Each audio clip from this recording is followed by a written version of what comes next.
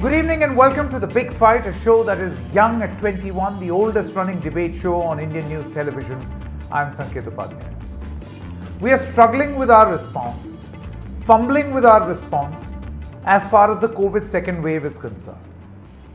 Remember, we put a lot of things in place and we were struggling in the first wave also, but it was not as bad, particularly when we see it in the context of the second wave, not as bad as what we have seen right now. Now, amid this positivity debate, let's just put that aside. We struggled with oxygen, struggled with beds, struggled with COVID medication, and in fact, in some pockets of this country, it keeps moving. First it was Delhi, then it was Maharashtra, then it was Karnataka. It's moving. The problem is constantly moving. Amid denials, this problem exists. And just as things were getting better, when we were turning a corner, or appeared to be turning a corner as far as COVID cases is concerned, deaths though are still high, we have a new problem, black fungus. There is also talk of a white fungus. This perhaps because of the heavy use of steroids among people who have uncontrolled diabetes. And now a new problem, as if these problems were not enough, again of shortage for the medication for black fungus. So we come out of one problem or continue to be in one problem, and then we have another. Now, while this discourse of toolkit is happening, it would have really helped us had there been a serious conversation on how are we going to procure these medicines, this injection to cure black fungus. It's not a cheap process after all. In fact, in some cases, some doctors say that the medication itself, the bill runs into lakhs. Imagine those people who are poor, struggling with COVID response, and then having to suffer with black fungus. Where will they go? Number one, it's costly, and number two, it is not available. So that same problem all over again. Our fumbling response to COVID-19, the next shortage, black fungus drug.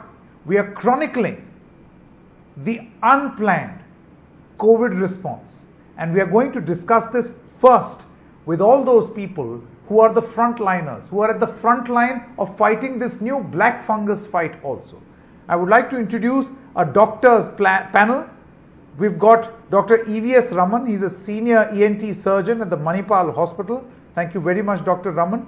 Dr. Santosh G. Honawar is the Director of Medical Services, Center for Sight, Hyderabad, and also the editor of the Indian Journal of Ophthalmology.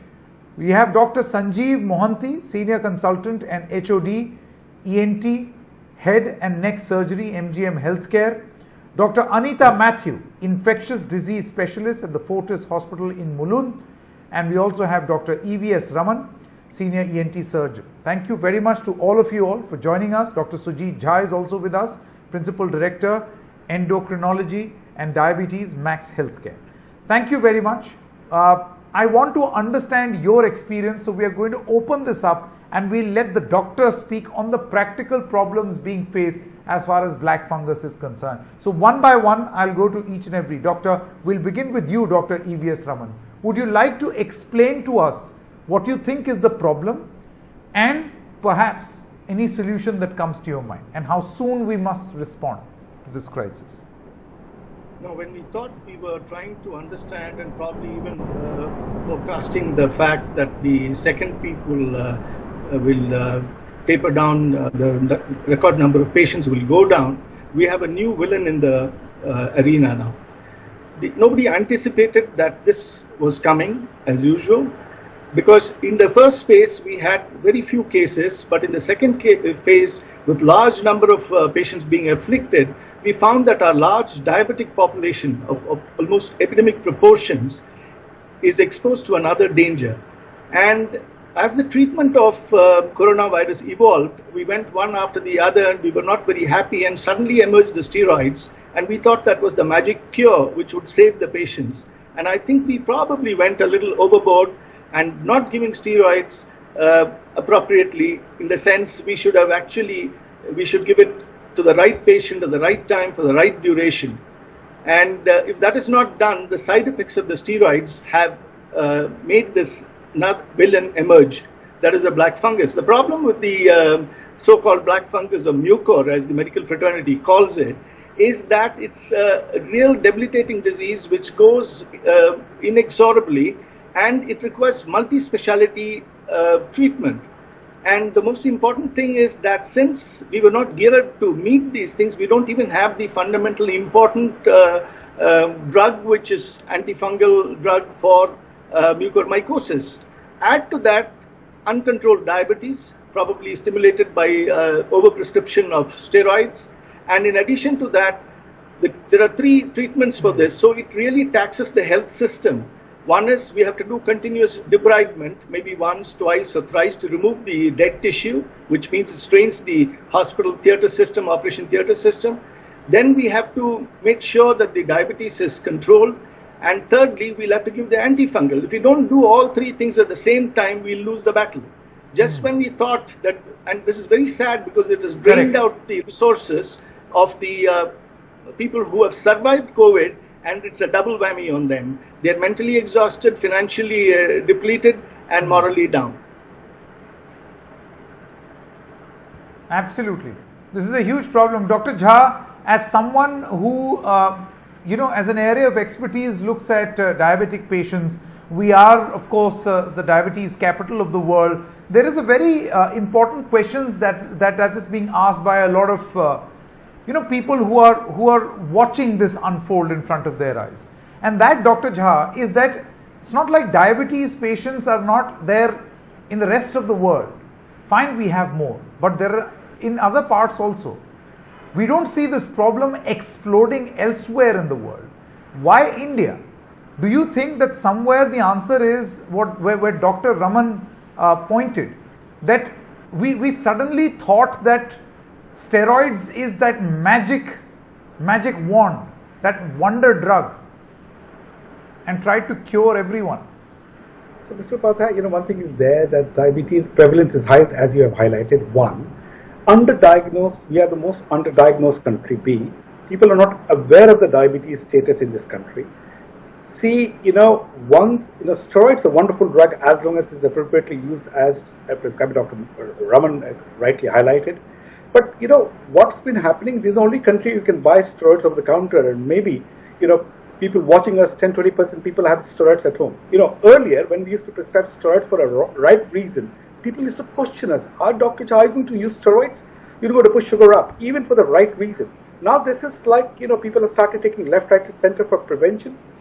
A, B, you're using, so the large number of COVID-19 patients are using without doctor's prescriptions, getting it, using it without checking blood sugars, and sustained high dose is another problem. So we are going very high dose, and sometimes, we as medical fraternity are not aware of the dexamethasone 6 milligrams is equal to prednisolone 32 milligrams, and we are overdosing the patients so much and continuously using in spite of saturations coming down. On the top of it, we have 1/3 of the population who have either pre-diabetes or diabetes, and I'm not happy to say, but we are the people who are getting oxygen on the streets without much hygiene. I'm not saying that's the wrong way, because that was an unfortunate reality that what we saw in our country. So the question is, that's also unhygienic conditions, not clean distilled water through oxygenator, concentrator, using water is not pure distilled water. So there are few reasons, strong reasons, that what we have diabetes.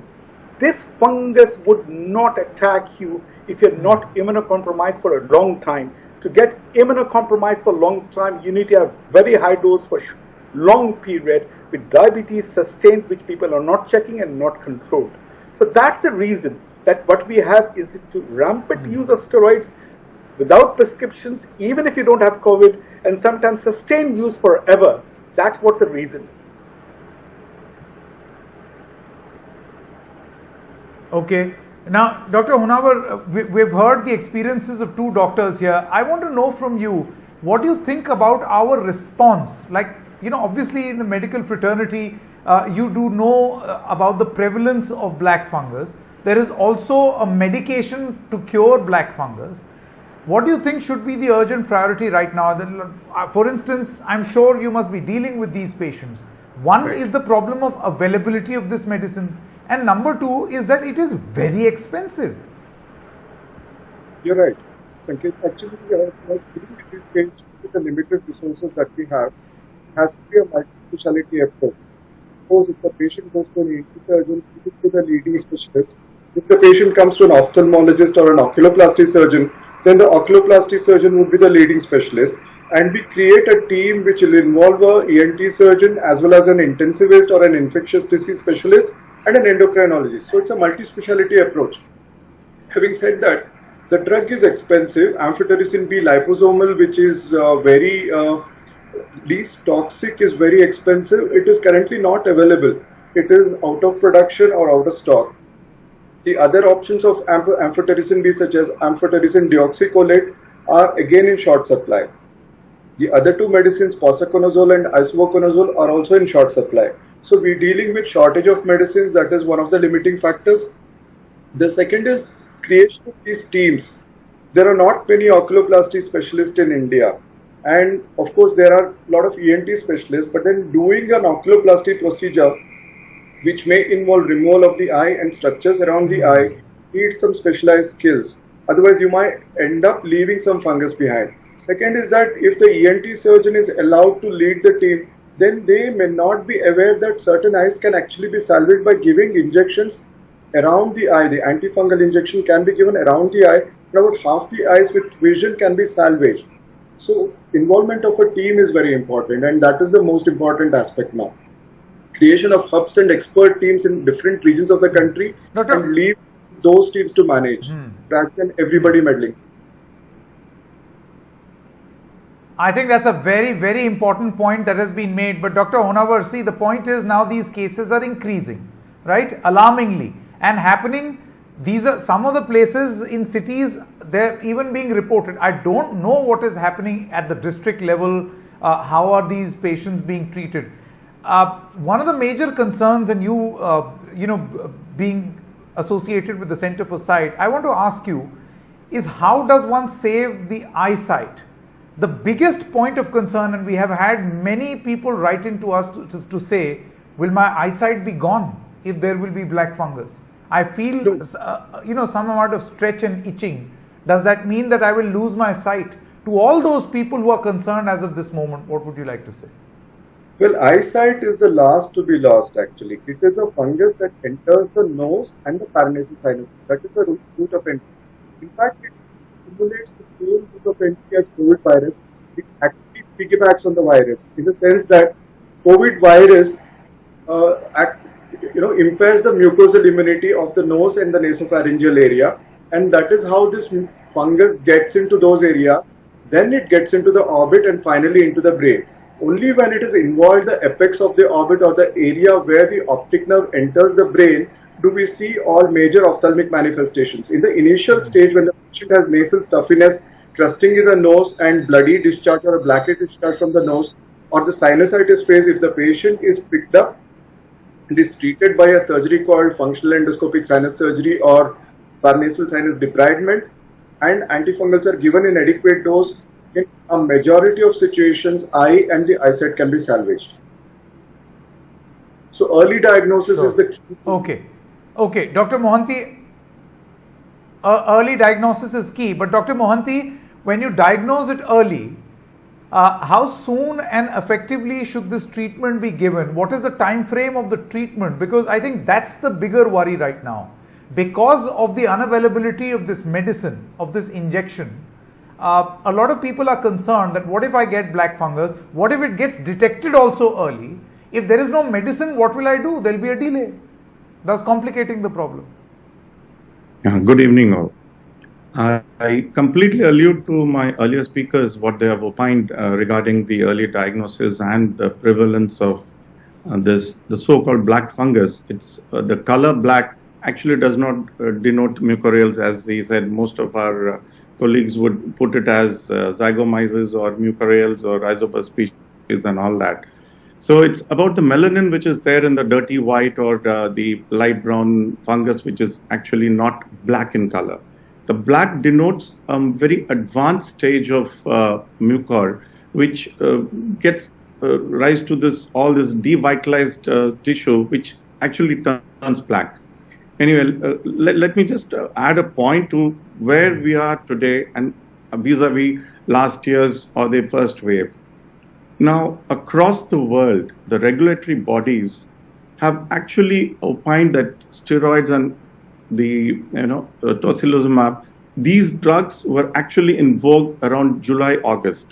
So the first phase, the majority of the patients actually escaped the wrath of the extra use of the steroids in the first phase. And now, when they knew that all the literature and everybody has evidenced that it is of some value to save lives, so their indiscriminate use was in vogue. But I won't take that further. But talking about this fungus early diagnosis, how do we categorize all the illnesses in our country or anywhere? We have mild, moderate, severe. So the way to diagnose is, see, the patients who needed oxygen supplementation obviously needed steroids. So if you can categorize the ones, you can see most of these patients coming out of the COVID ward, and once they're discharged, I'm perfectly all right. So they don't follow up. And add to that, you have this lockdown. So they don't go for follow-up, even on a teleconsultation with the doctor or the center of excellence where they were actually being treated.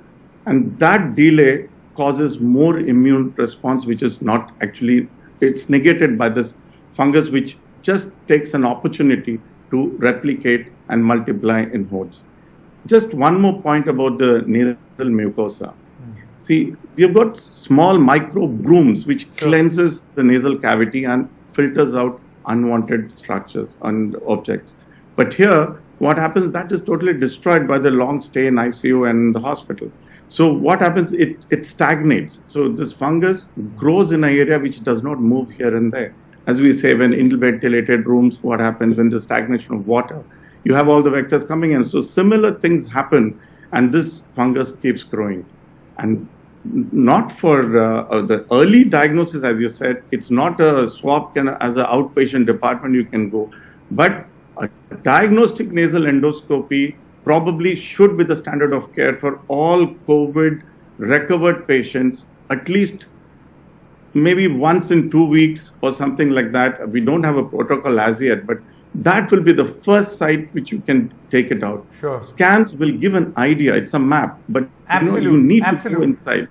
So that will give an idea. It will not be black. So we do not reach the area where it's going to be black in color. So if it's discolored tissue, that is the early sign. Yeah. And along with it, you can corroborate with your heightened blood sugars and reduce. So those are the things we need to get into act. And it's a multidisciplinary team. It's not one man. That's everywhere. You have kidney damages happening, so you need a nephrologist in the view, endocrinologist, oculoplastic surgeons, the ophthalmologist, the facial maxillary surgeons. Not to forget, very important part and parcel of the entire diagnostic criteria, which is the standard of care, is the biopsy-driven diagnosis of this histopathological diagnosis of mucoid. So pathologist, microbiologist, I would name the entire hospital team, to get along, to get to the bottom of the disease. And in my experience out here, although it has been Dr. Matthew, the country, we've dealt with about 4 or 5. Just want to tell you, it never takes a perfect course as it 1 + 2 + 3 + 4. Like we have a patient tomorrow, I'm going to do, it's only isolated oculomotor palsy, and it is a COVID patient. Just imagine.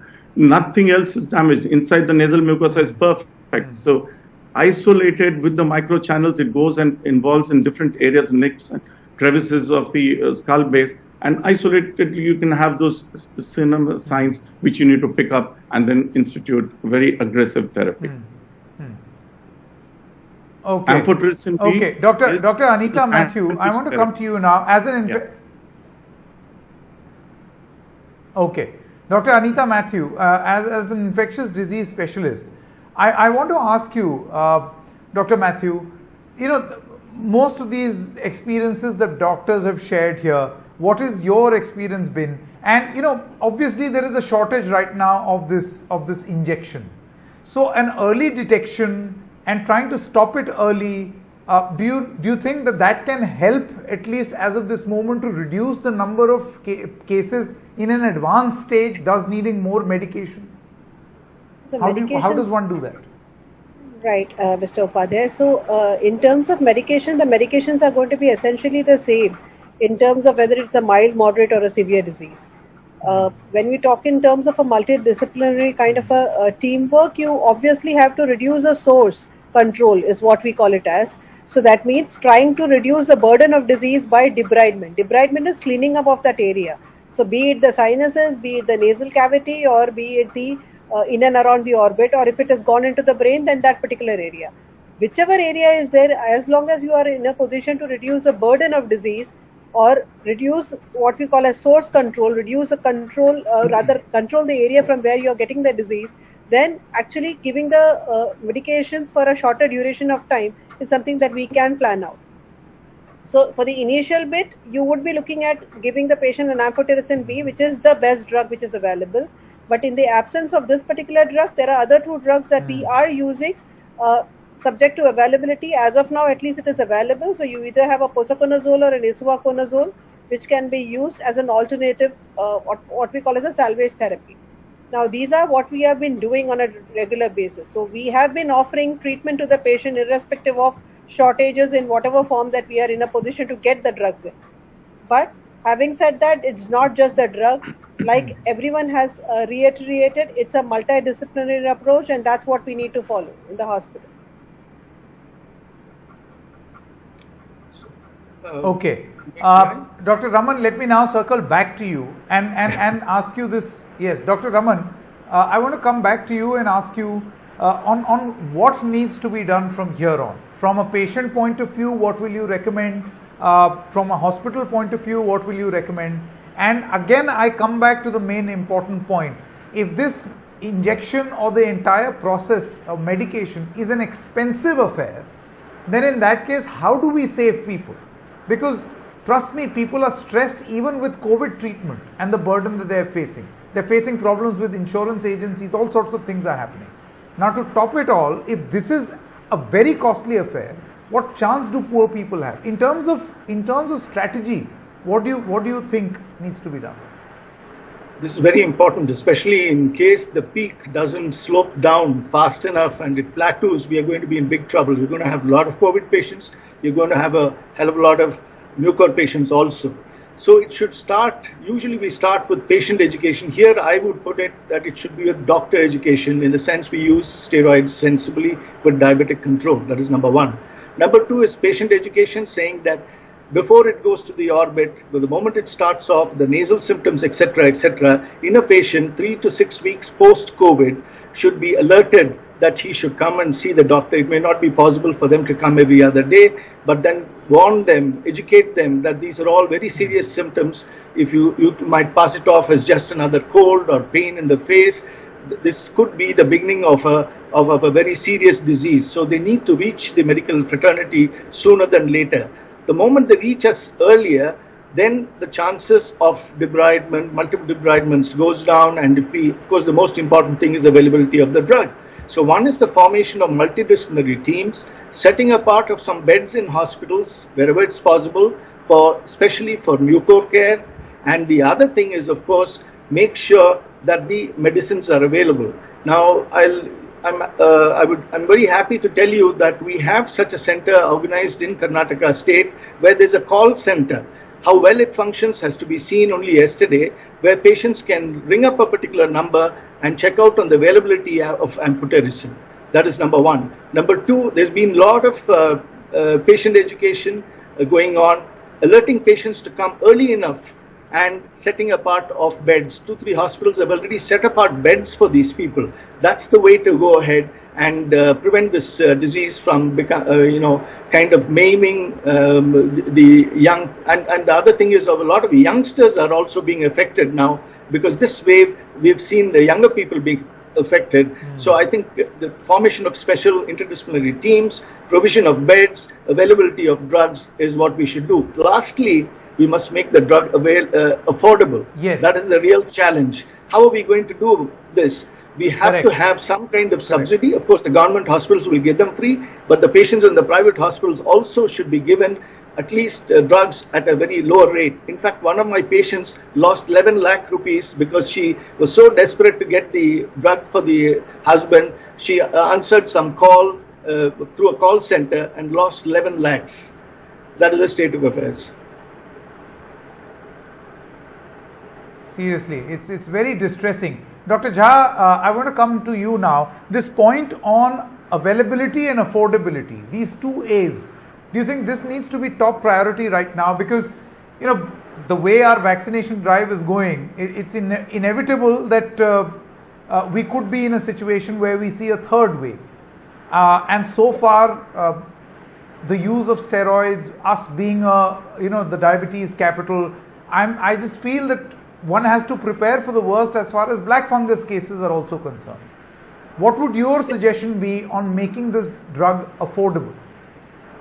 So, Sanket, I think we need to look into one that affordability, as you know, it's beyond our limits to control the affordability of the drug. The question is, those who have established disease, they need to go to the specialist. Those who are suspected needs to see an ENT doctor. That's availability is very important. Because everyone suspected may not have black fungus. Established disease needs to dealt with how we have discussed in the last 20 minutes time. The question is, how do we prevent it happening?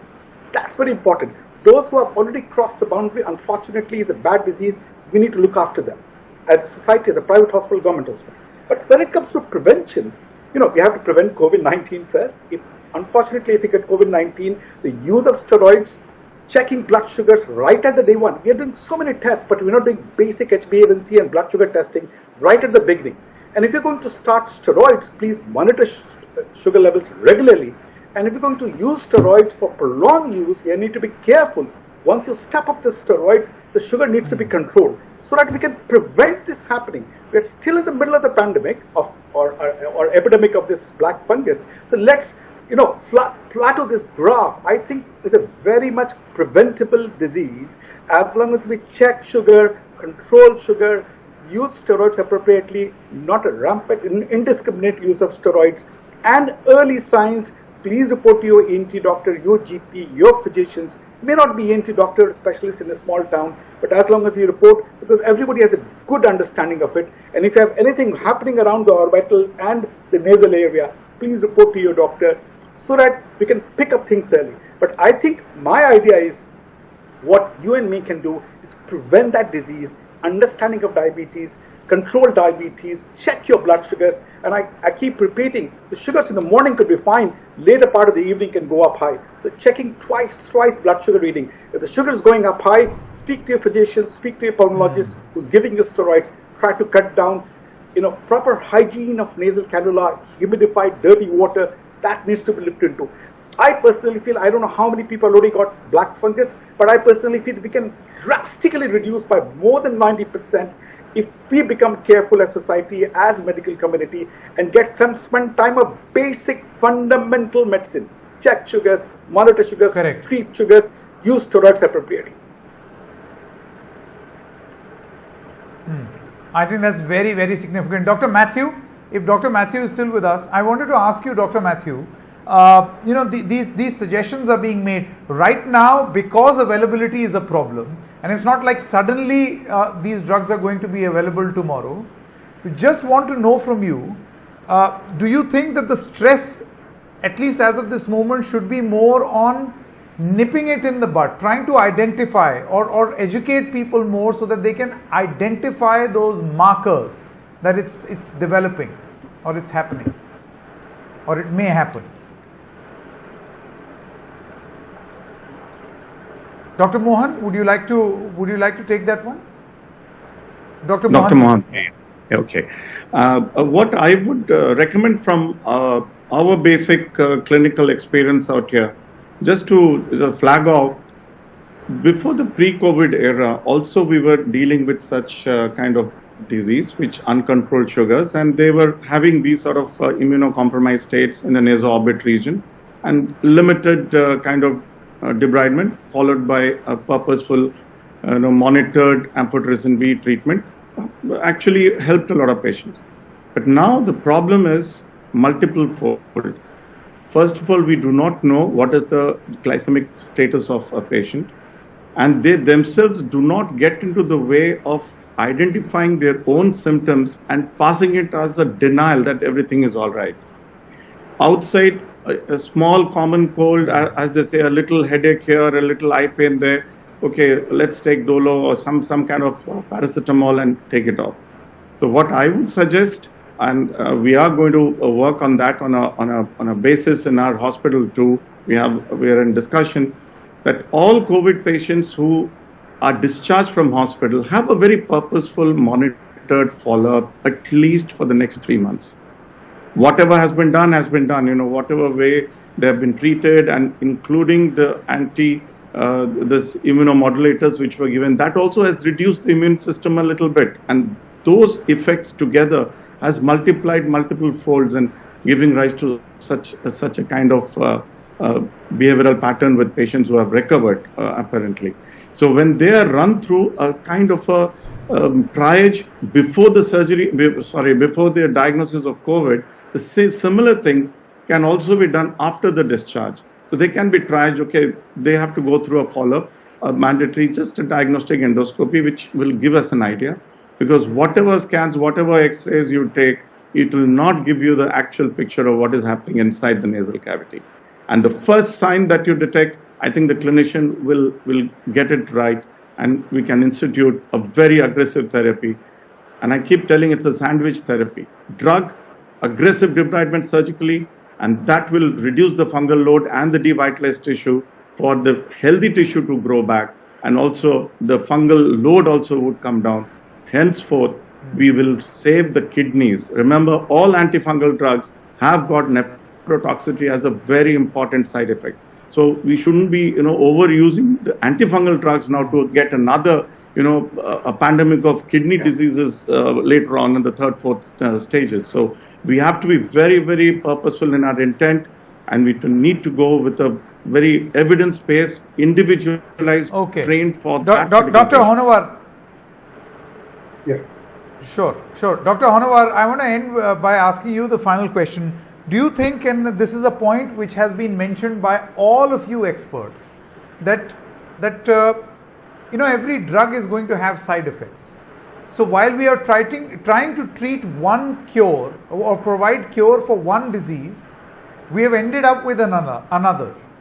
And now that these drugs are short and then eventually they'll be available, people will be asking for these drugs. Do you think that this will also become a problem? So we've got to somehow regulate the use of steroids in the first place so that you don't end up having these cases. Yes, Sanket. Steroids are not just the problem. There's also a problem with personal hygiene and oxygen hygiene itself. Patients after recovery from COVID stop using masks or don't use masks properly. So this is mucormycosis is an airborne infection. The spores get into the nasal cavity by air. Obviously, they can have a barrier which can prevent these spores from getting into the nose. So barrier function and maintenance of hygiene are very important. I don't know to what extent industrial oxygen has contributed to this.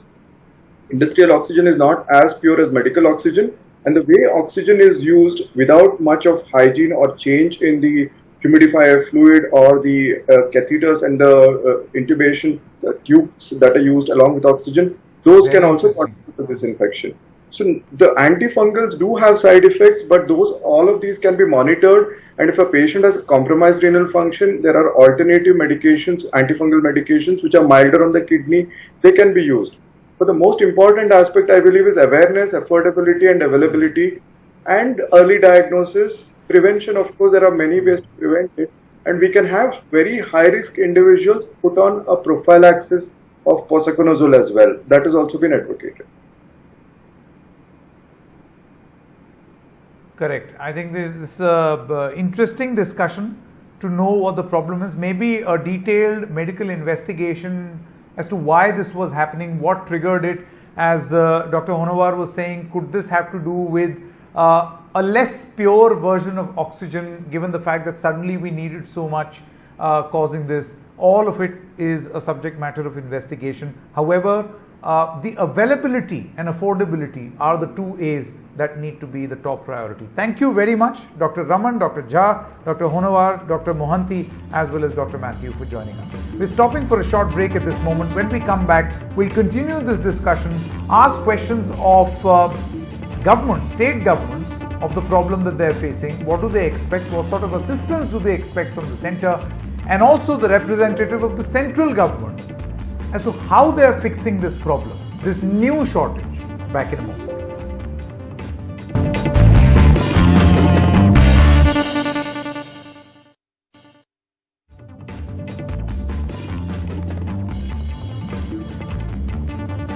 Welcome back. You're watching The Big Fight.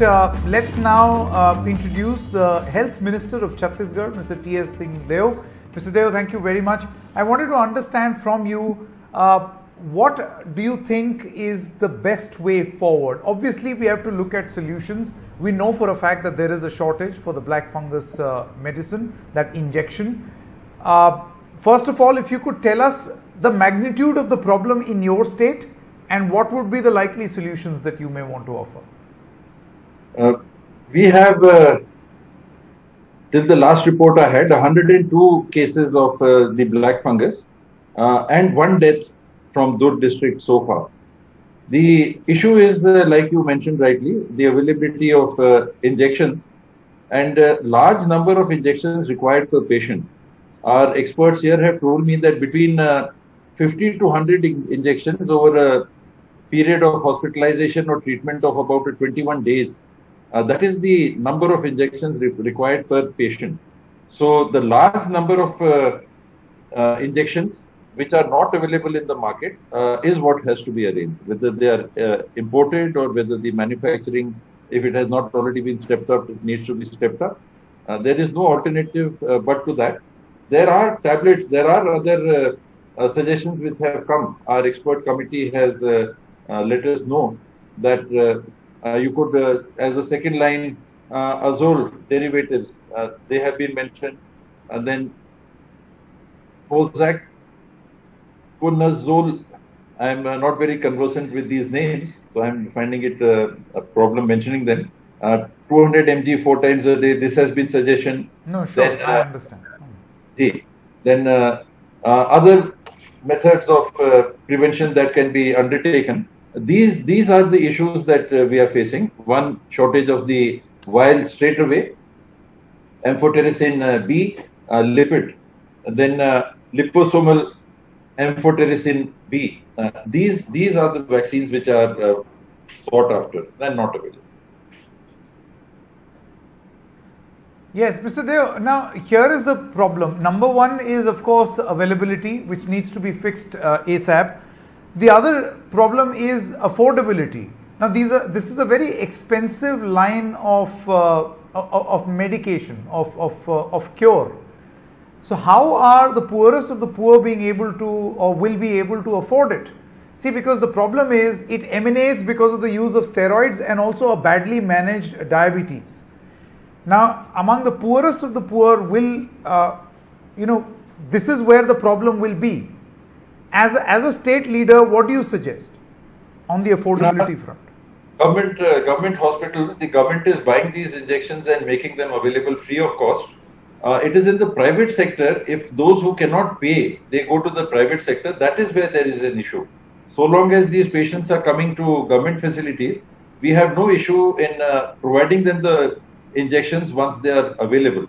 The whole issue starts off when private people want this medication from the government health, and they tend to wean away patients who would otherwise opt for a government facility. That is where the issue of extra cost comes in. Otherwise, we are willing to pay for patients in our thing, and we are also in the process of including this as part of an extension of the Ayushman scheme, which we have taken up in our state as the Dr. Khubchand Baghel scheme, where we are providing 5 lakh rupees for every 1 rupee ration card holder and up to 20 lakh rupees treatment for 14 diseases. So this can be added, this 20 lakh thing, because like you said rightly, one dose is costing between 5 to 7,000. and 100 doses. If it is 50, it is 2.5 lakhs.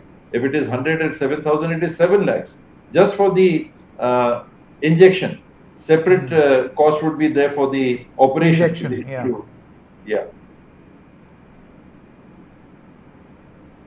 Yeah, Mr. Dev, now let's come to the other big problem. See, this is of course a side effect of the excessive use of steroids. That's what experts have said. Now the main question is, did we not see this coming? Had we seen this coming, had there been an advance warning, perhaps the procurement of the drugs could have been expedited. And secondly, what do experts have to say about the other side effects, other possible side effects while we are trying to treat COVID? I mean, if we know early, we'll be able to prepare early. The issue here in treatment of COVID is that internationally and within the country, two lines of treatment have proven to be the most effective. One is the much simpler issue of oxygen. Its shortage is another matter, but oxygen has helped the patients the most, and the drug which has helped the patients the most is steroids. Now the problem came, it was like you are rightly saying, was not foreseen that this would lead to this black fungus growth. It was not seen. When steroids are available at a very cheap price in the open market, if steroids have been rightly said to be among the most helpful drugs in this pandemic, then many people probably have gone into buying these drugs and using them without medical, let us say, supervision. So if they have been seriously diabetic condition and the doses have not been regulated by doctors who are in the know, then the combination of this has led to this situation. We did not see it coming. You are right, I'll accept that. But now that it is upon us, we would like to act on it as soon as possible.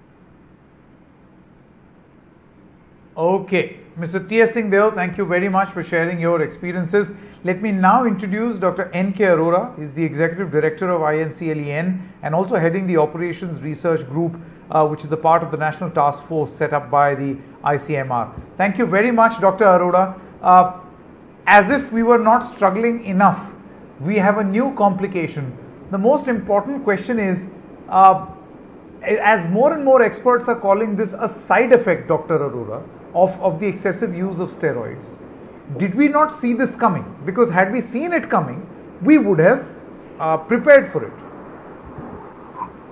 Oh, I was hearing Mr. Deo's last comment, and I must say he said something very important, that steroid is so cheap. It is available over the counter. Practically every drug is available over the counter.